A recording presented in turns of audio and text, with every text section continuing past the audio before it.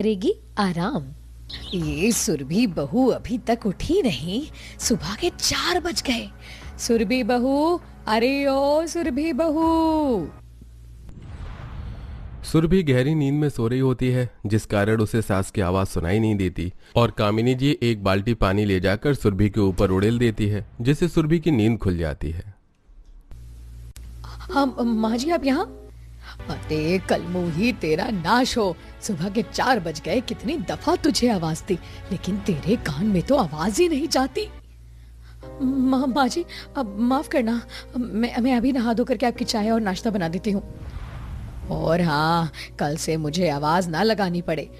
याद रहे, इस घर में बहुओं को 4 बजे उठना ही उठना है। जी माँ जी।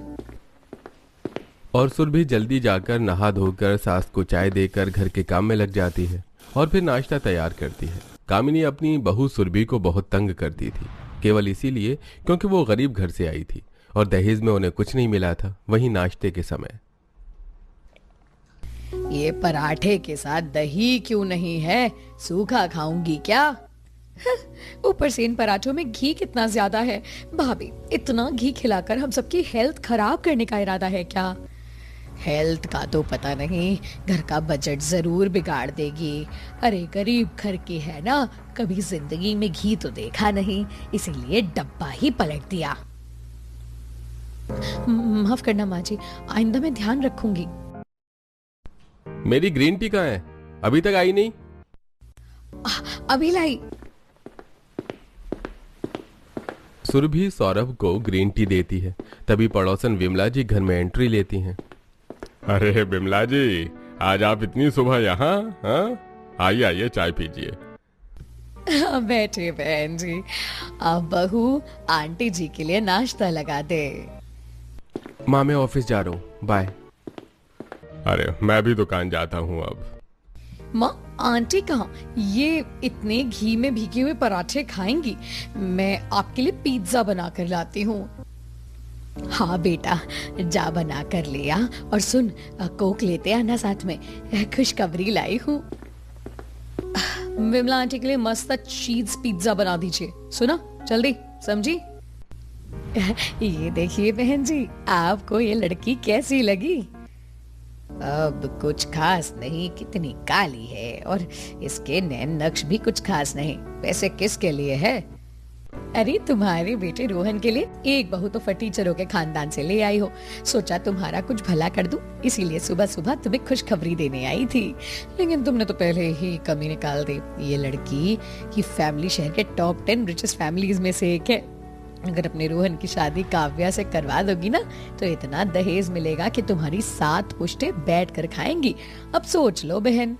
पैसों का नाम सुनते ही कामिनी जी 7वें आसमान पर चली जाती हैं। उनकी आंखों में बस पैसा ही पैसा नजर आ रहा होता है। मैंने कभी सोचा भी नहीं था कि मेरे पास इतना पैसा होगा।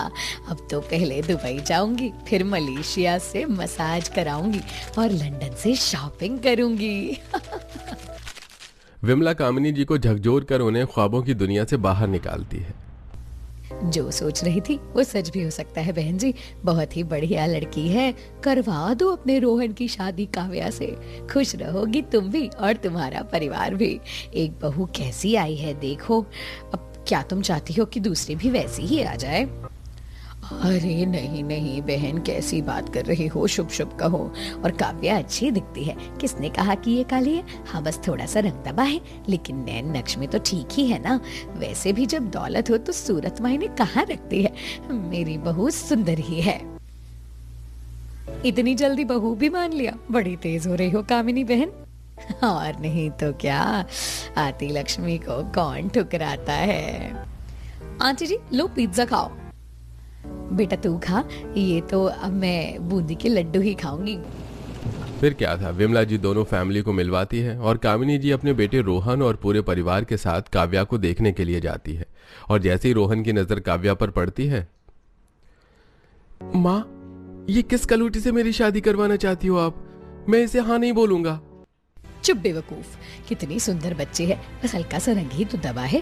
और इंसान की सूरत नहीं, सीरत अच्छी होनी चाहिए। और काव्या बहू तो ऊपर से नीचे तक लक्ष्मी का अवतार है। हाँ काव्या, अगर सच में मेरी भाभी बन गई तो हमारा परिवार बहुत खुश रहेगा। समधी जी, हमें तो ये रिश्ता मंजूर है। अब आप बताइए कब करनी है शादी? अरे जब पंडित जी अच्छा सा मुहूर्त निकाल दें। रोहन पेरेंट्स के दबाव में शादी के लिए हाँ कह देता है। एक हफ्ते बाद काव्या और रोहन की धूमधाम से शादी हो जाती है और दहेज में ढेर सारा सामान मिलता है। और जब काव्या विदा होकर घर आती